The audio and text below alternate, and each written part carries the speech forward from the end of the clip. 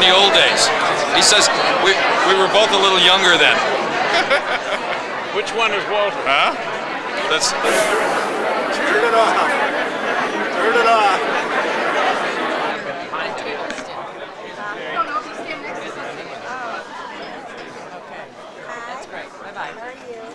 So I don't need to do that. The other way to introduce somebody is to establish that the person is qualified to be here, that is by degree. Hold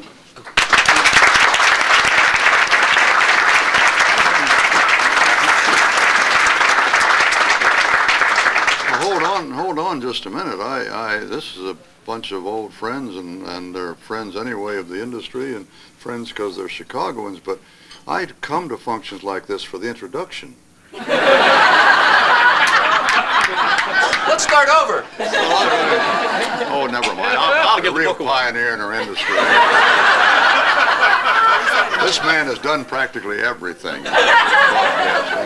and he's done it with charm and grace, and with considerable concern for his fellow man. He's done it on several drinks. Somebody a moment ago said, "Can I take that for you?" Hell no, they can't take it for me. I just got it a minute ago. This is really a terribly heartwarming thing for all of you to turn out like this. I really am sincere now in appreciating it very much. To me, the only accolade that is worthwhile is one from your fellows, your colleagues in the particular chosen craft in which you operate, and therefore your little testimonial by being here tonight. I don't know, maybe the drinks were free or something, but I do appreciate your being here. Appreciate already some very kind words I've heard. Don't feel, however, that because for somehow or other I'm a guest of honor, you've got to be nice about this thing. If you've got some complaint, let me have it. By mail, you can send it to CBS in New York, and we'll ignore it when it gets there. I do have a somewhat warm spot for the Television Academy. I haven't been active in recent years, but I knew this was going to happen. That fellow's been after me for years.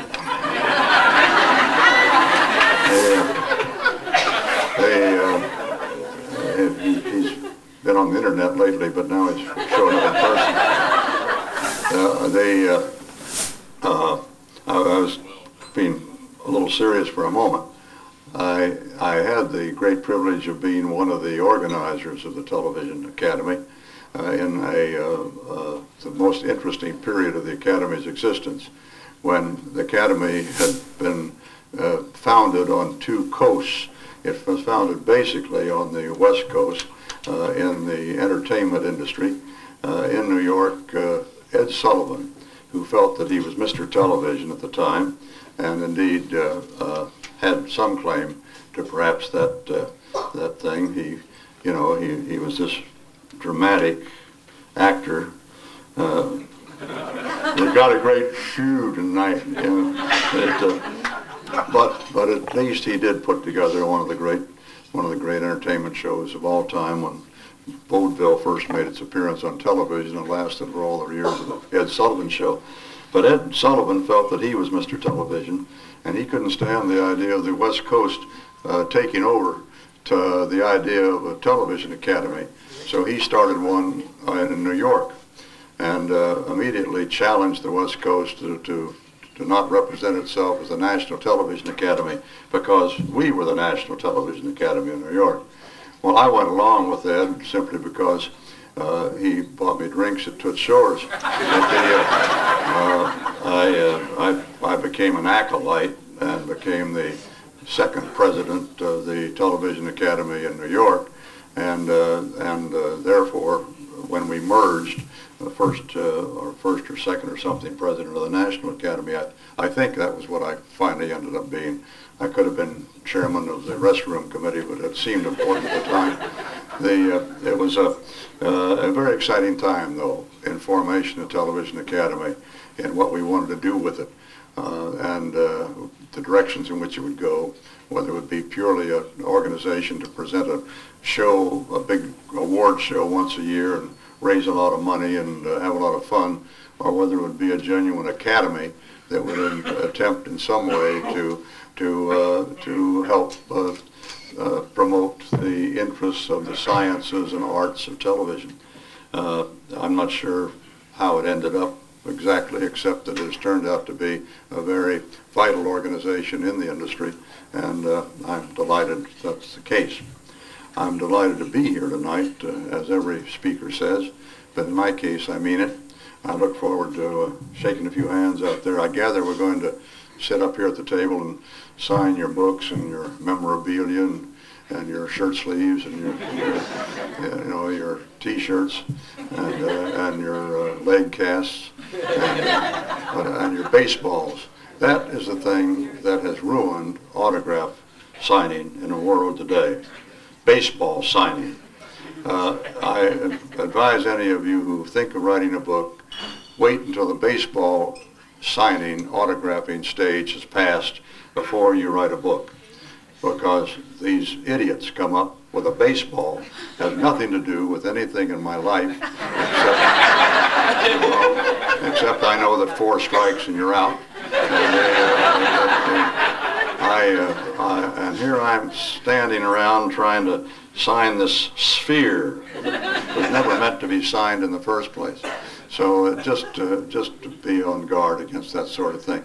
Now, what this has served to do, I think, is to get that idiot in the back row with the baseball to leave and not come up here at the table. Glad to be with all of you. Lift a glass, say cheers and hello, and I say cheers to all of you. Bye.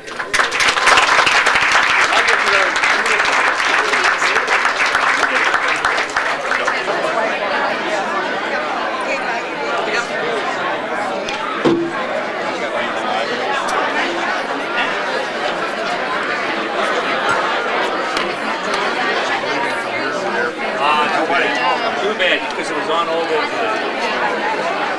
We just came from there. That's fine. No, this I understand. It's going to be my dad. He has a birthday on Monday. Yeah. Lake Michigan is quite an ocean. Larry. I know you are. Thank you so much. I'm Catalina 30. Catalina 30. Good boat. That one's mine too. Well, we're looking at a Hobie today, a catamaran. I'm looking at a 36, and I'm thinking about moving it to Sarasota. Very shallow on that West Coast. No, I know they don't come about very well.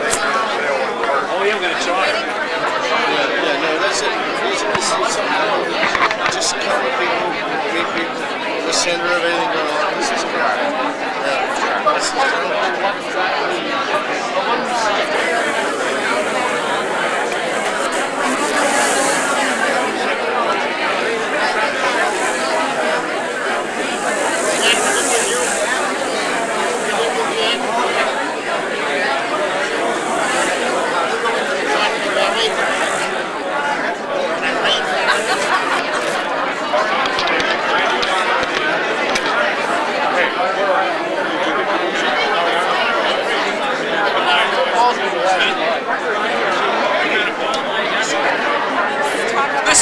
This is something for the gag reel. Anybody.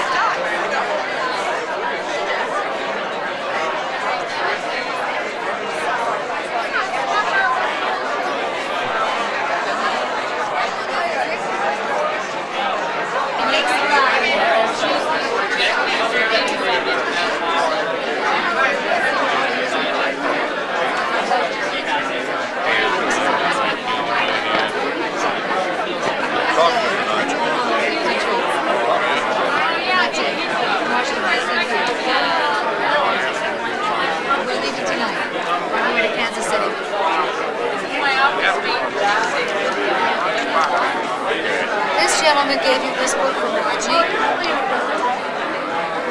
and then for him. Oh, Jack.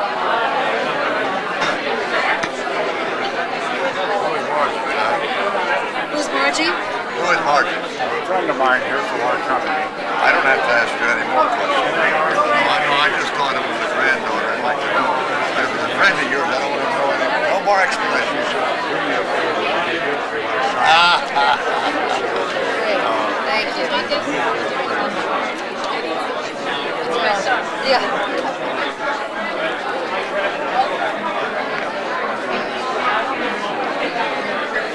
Roger, would you take the corner on the road with you and stuff? No.